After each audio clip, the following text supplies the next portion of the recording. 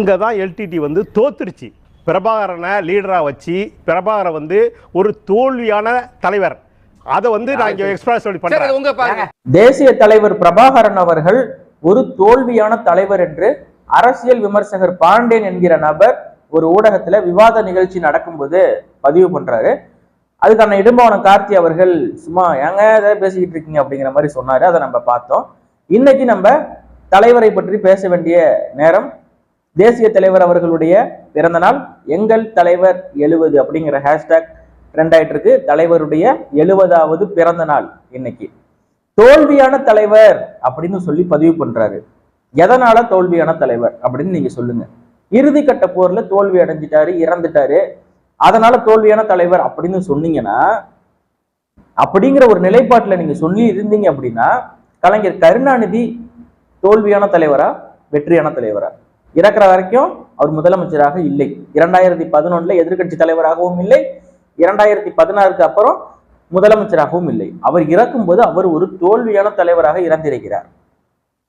மெரினாவில் புதைக்கிறதுக்கு இடம் இல்லாமல் போராடி அந்த இடத்தை வாங்கி பாமகவை சேர்ந்தவர்கள்லாம் வழக்கு போட்டிருந்தாங்க. அந்த வழக்கை எல்லாம் வாபஸ் வாங்க வச்சு அந்த இடத்த வாங்கி அங்க போய் இன்னைக்கு அடைக்கலாம இருக்காரு.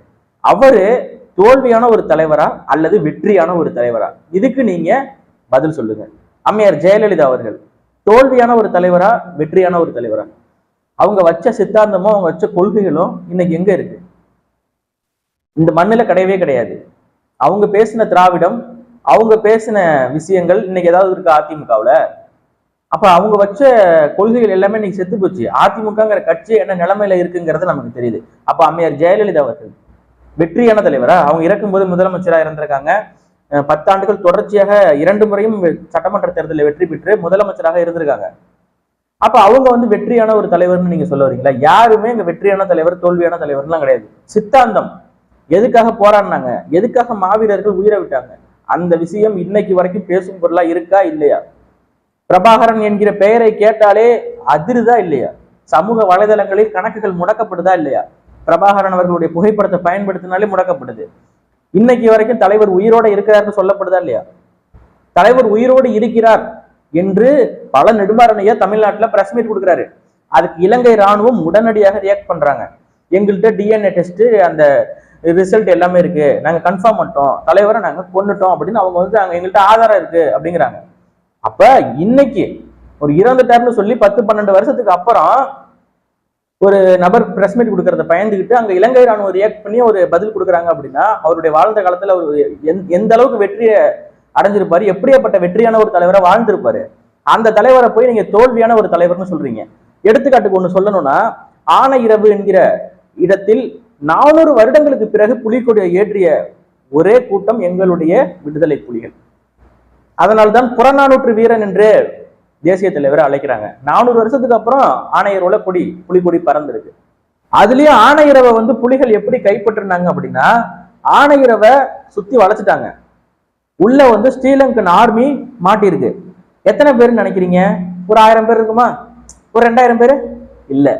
40,000 சிங்கள ராணுவ வீரர்களை 1500க்கும் மேற்பட்ட புலிகள் ஐயா பால்ராஜ் அவர்களின் தலைமையிலான அந்த அணி சுத்தி வளைச்சு நிறுத்தியது.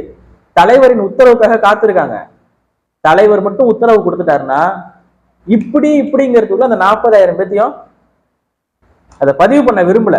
ஆனா தலைவரின் பெருந்தன்மை, அன்னைக்கு இந்தியாவில் இருந்த தலைமையும் தமிழ்நாட்டு தலைமையும் பல தலைவர்களை வச்சு தேசிய தலைவருக்கு அழுத்தம் கொடுத்து யாரையும் எதுவும் பண்ணிட வேணாம்னு சொல்லுங்க அப்படின்னு தலைவர்கிட்ட கெஞ்சினாங்க. தலைவர் பெருந்தன்மையாக அங்க இருக்கிற யாரையும் எதுவும் பண்ண வேணாம், புலிக்கொடிய ஆணையர்களை ஏத்துனா மட்டும் போதும், நம்ம கட்டுப்பாட்டுல அந்த இடம் இருந்தா மட்டும் போதும், அங்க இருக்கிற யாரையும் எதுவும் நீங்க பண்ண வேணாம், ஆயுதங்களை போட்டுட்டு ஓட சொல்லுங்க அப்படின்னு ஓட விட்டாரு. அன்னைக்கு செய்தது மிகப்பெரிய வரலாற்று பிழைங்கிறேன். என்ன வேணா நினைச்சுவாங்க, தேசிய தலைவர் இந்த இடத்தில் பிழை செய்து விட்டார், இந்த இடத்துல ஒரு வரலாற்று பிழை செய்து விட்டார் அப்படிங்கிறாங்க. உண்மையாவே தேசிய தலைவர் செய்த வரலாற்று பிழை என்றால் அன்னைக்கு ஆணையரோட அத்தனை பத்தியும் ஓட விட்டதுதான். 1.5 லட்சம் பேர் இருக்கிற ஒரு நாட்டினுடைய ராணுவத்துல ஒரே நாளில் 40,000 பேர் இல்லாமல் போனால் அந்த ராணுவமே இருந்திருக்காது. அங்க ராணுவமே இருந்திருக்காது. அப்ப தமிழர்களுக்கான தேசமும் இருந்திருக்கும், சிங்களவர்களுக்கான தேசமும் இருந்திருக்கும். ஆனா ஒட்டுமொத்த தேசமும் எங்களுடைய தேசிய தலைவர் பிரபாகரன் கண்ட்ரோல்ல இருந்திருக்கும். தனி ஆளு தெருவில் இருக்கும் 4-5 நண்பர்களை வைத்துக் கொண்டு தொடங்கிய ஒரு இயக்கம், ஒரு துப்பாக்கி கூட வாங்க முடியாமல் 150 ரூபாய்க்கு 15 ரூபாய் கம்மியாக வைத்துக்கொண்டு கஷ்டப்பட்டு அலைந்த ஒரு நபர் உலகத்தின் தலை சிறந்த ஆயுதங்களை எல்லாம் வைத்து உலகத்தின் தலை சிறந்த இராணுவத்தை உருவாக்கி இறுதிக்கட்ட போர்ல 20 நாடுகள் ஒன்று சேர்ந்துதான் குடிகளை வீழ்த்த முடியும் என்கிற நிலை இருந்ததுன்னா எப்படியாப்பட்ட ஒரு இராணுவத்தை உருவாக்கி இருப்பாரு, எப்படியாப்பட்ட ஒரு விஷயத்தை, எப்படியாப்பட்ட வீரர்களை உருவாக்கியிருக்காரு. இவரை போய் தோல்வியான ஒரு தலைவர் அப்படிங்கிறீங்களே, என்ன புரிதல்ல பேசுறீங்க? புரிதல் இல்ல, ஒண்ணு இல்ல, வன்மம். எப்படி வன்மம்? இந்த நபரின் பெயரை சொன்னால் கீழே நிற்கிற தமிழ் இளம் தலைமுறையினர் சாதி மத உணர்ச்சிகளை மறந்து எல்லாரும் எழுச்சு கொண்டு கத்துறாங்க, உணர்வோட எழுந்து வராங்க, துணிச்சலா வராங்க. வழக்கா போட்டுக்க, சிறையா என்ன வேணாலும் பண்ணிக்க, நாங்கள் பிரபாகரனின் பிள்ளைகள் அப்படின்னு எழுந்து வராங்க. பொறுக்க முடியல. இவ்வளவு நாள் கஷ்டப்பட்டு நாங்க தான் தமிழ் இனத்தின் தலைவர்னு ஒருத்தரை நிறுவ பார்த்தோம், அவரை நிறுவ முடியல. அந்த போலி பிம்பத்தெல்லாம் நொறுக்கிட்டாங்க. நாங்கள் தமிழர்கள். யார் யாரெல்லாம் தமிழர்கள்? அப்புறம் கொஞ்ச நாள் கழிச்சு இனவெறியை தூண்டுகிறார்கள், பிரிவினைவாதம், பாத்தீங்களா, பயங்கரவாதம், தமிழ் தமிழ் என்று இனவெறியை தூண்டுகிறார்கள். இனவெறியன் சீமான். இப்ப என்ன தெரியுமா? திராவிடமும் தமிழ் தேசியமும் ஒண்ணு, நாங்கெல்லாம் ஒண்ணுக்குள்ள ஒண்ணு அப்படிங்கிறாங்க. நான் ஃபர்ஸ்ட் யார் யாரெல்லாம் தமிழர்கள்னு கேட்டாங்க, அடுத்து இனவெறியர்கள், பாசிசம், பாசிஸ்ட், பிரிவினை அப்படின்னாங்க. இப்ப 2 பேரும் ஒண்ணுதான்டா அப்படிங்கிறாங்க. இன்னும் இந்த ஏறி அடிக்க வேண்டியது இருக்கு. அப்ப யாரு தோல்வியான தலைவர்? இன்னைக்கு எந்த சித்தாந்தம் உயிர்ப்போடு இருக்கு? எந்த கொள்கை உயிர்ப்போடு இருக்கு?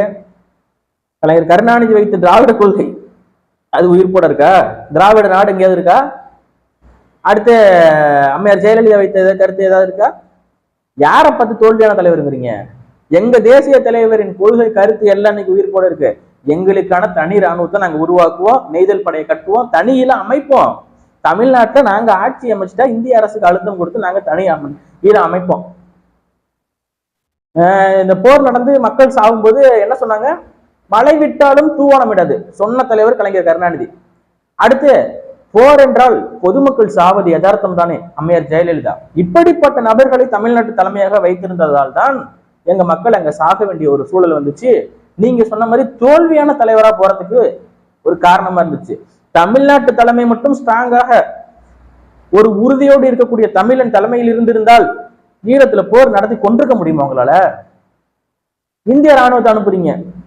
இந்திய ஆட்சி மட்டும் எங்களால் தான் இருக்கிறது, நாங்க பதவி விலகினா இந்திய ஆட்சி வீழ்ந்துருங்கிற நிலை ஒரு தமிழன் கையில் அந்த அதிகாரம் இருந்திருந்தால் அத்தனை பேரும் பதவி விலகி இந்திய நாட்டினுடைய ஆட்சியாவே கவுத்து போற ஒரு செகண்ட்ல நிறுத்திருப்போம். மெய்யழகன் அப்படின்னு ஒரு படம் வருது, அதுல ஒரு 10 நிமிட காட்சியை வந்து நீக்கியிருக்காங்க. எதனால அப்படின்னா வழக்கம் போலதான் 7ஆம் அறிவுங்கிற படத்துல ஒரு காட்சியை நீக்கினாங்க. ஒரு தமிழனை 9 நாடு சேர்ந்து கொண்டதுக்கு பேரு வீரம் இல்ல துரோகம்னு சொன்ன அந்த காட்சியை நீக்கினாங்க. இப்ப மெய்யழகன் படத்துல கார்த்திக் அவர்களும் அரவிந்த்சாமி அவர்களும் நடிச்ச அந்த படத்துல 10 நிமிட காட்சிகளை நீக்கியிருக்காங்க. அந்த காட்சியில ஒரு விஷயம் இருக்கு. அந்த கொடுமையெல்லாம் நடந்தப்ப இங்க இருந்து கையை நீட்டி இருந்தா போதும்.